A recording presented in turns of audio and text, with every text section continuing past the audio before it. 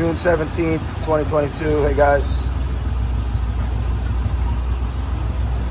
thanks for watching. We're gonna see what we got today coming up. I just was doing a maintenance on this air handler, or this condenser, and I found that the fan isn't spinning.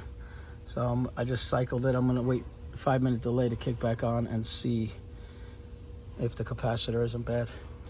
Let's see what we have. This is a 35.5 capacitor, and we'll see what if that's the problem. Hopefully it's not the fan motor itself. It's a 2013 carrier condenser. The fan's not spinning. So if you notice your fan's not spinning on your condenser, I'm gonna go ahead and check this capacitor, which is a 35.5 with my meter setting to microfarads. But first I'm gonna turn off the power right here at the disconnect. Power's turned off, and now I'll come in and check. So my capacitor is supposed to be 5 microfarads for the fan. That's the smaller number. So I'm gonna test the leads between common and fan, and it should be 5. I have 0.027, so that's dead. My common and Herm, which is my compressor, is supposed to be 35, which is the larger number there. And that's even low. That's a 22. So we're gonna go ahead and swap out this capacitor. I removed that capacitor by loosening the screw up a little. I'm gonna replace it with this 35.5, and hopefully there was no damage to the fan or the compressor, for that matter, with a weak capacitor. But we'll test it once I hook it up. So this is gonna be my common, because it comes right off the contactor.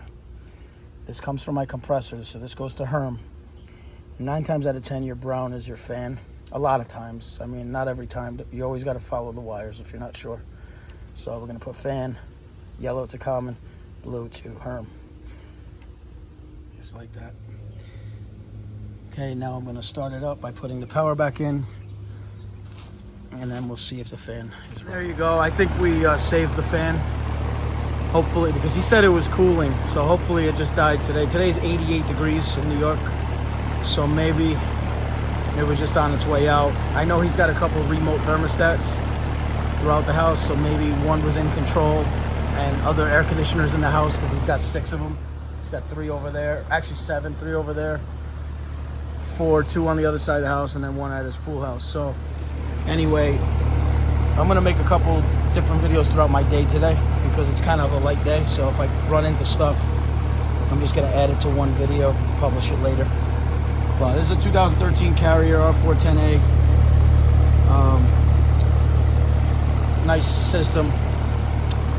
I already checked the indoor coil and the drains, and changed the filters. Now I'm just gonna walk through the rest of the house and see what's going on. But like I said, if I don't find anything else at this job, then I'm sure throughout my day I should have something else interesting. Now I'm at the pool house, so I have the thermostat calling.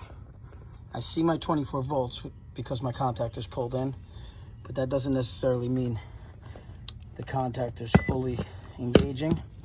So I'm going to check my voltage coming in. Let's see if that's not the problem.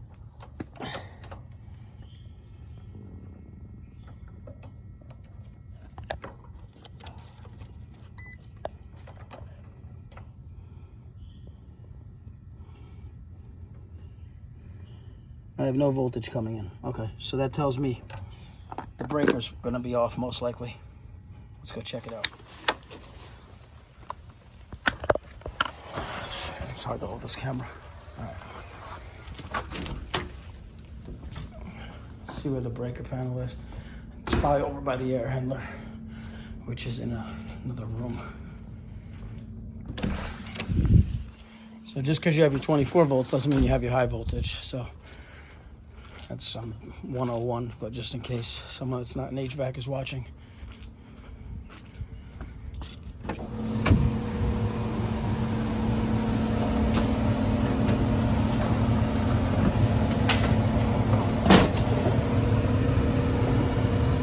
Condenser says that it's on. Unless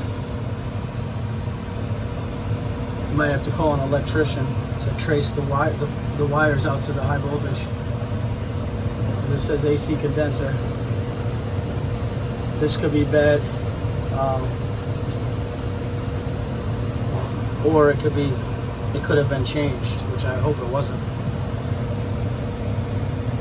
Let's just double check that our air handler goes off. Yeah, so the air handler's properly wired, so could be either that breaker's bad, or they changed the breaker to another appliance in the house. So let's see what happens. Hey, Adam.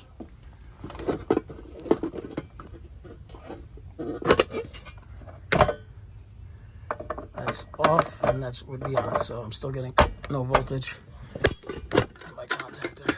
Let me go talk to the homeowner and see if anything's changed over here.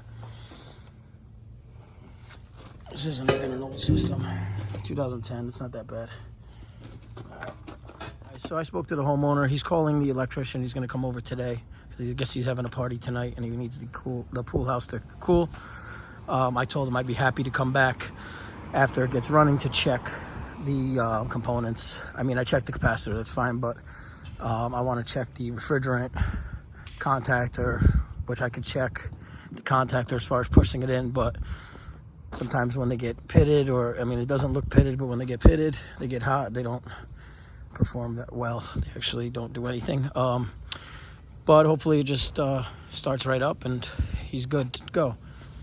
And thank you guys for watching. I'm gonna actually post this video now because I have another video coming up later where I have to go do I have to wire in a safety switch, float switch for a carrier infinity system, which you don't just, it's a communicating system, so you can't just wire it to A, B, C, or D. You have to take it from R and G, which is a separate terminal strip in there, and then I actually have to go to the thermostat to fan coil to set it up so it knows to break R or to kill power on the G terminal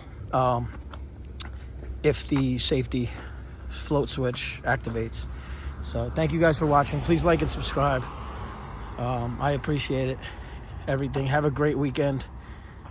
Today's Friday, June 17th.